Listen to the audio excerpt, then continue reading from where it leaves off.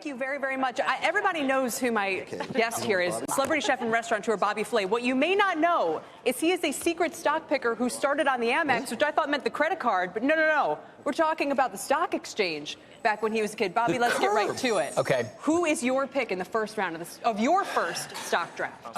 Okay, so I decided on this stock because the S&P's been up 17% so far, and we're only 4 months in. We have 8 more months to go for the rest of the year, 9 more months for this contest.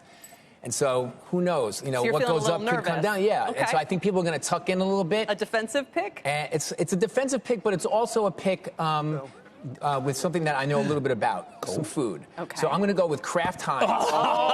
We just talked about that. Oh, wow. Kraft Heinz, Bobby, is one of the biggest stock dramas of the year. I mean, they've you know more about this than I do. Why do you think they're attractive at these levels? Well, first of all, I'm a huge Heinz ketchup fan, and they also own Grey Poupon. So they have the mustard and the ketchup and all the condiments covered. And I just think that, like, if people get a little nervous with the market, they're going to tuck in and eat a lot of food at home. So fascinating. Guys, what do you think? I think the strategy is very interesting. Tuck in because the markets are up a lot. You go for stock condiments. that's battered. Well, so I mean, what do you think? As Sylvester Stallone said in Rocky, I don't use them condiments, number one. Number two, I mean, nobody uses relish anymore. Sure they and do. No, you don't, I don't use relish. And that doesn't mean Jim everybody Cramer does. knows this. If the stock hasn't performed at an S&P that's within an eyelash of an all-time high, when is it going to perform, that Jim? 3-for-1 split, maybe. Now, remember, I'm from Philadelphia. Geno's uses Whiz Whip, but I am worried about Bobby Flay, and I'll tell you why.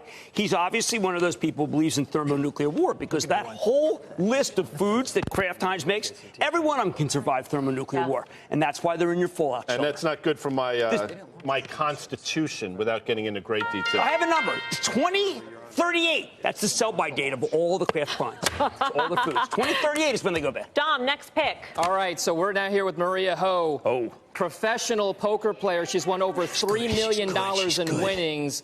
Let's take us through. You're a deal or no deal alum. So what's the deal for you? What's your pick? All right. Well, we are going to go high variance all the way square.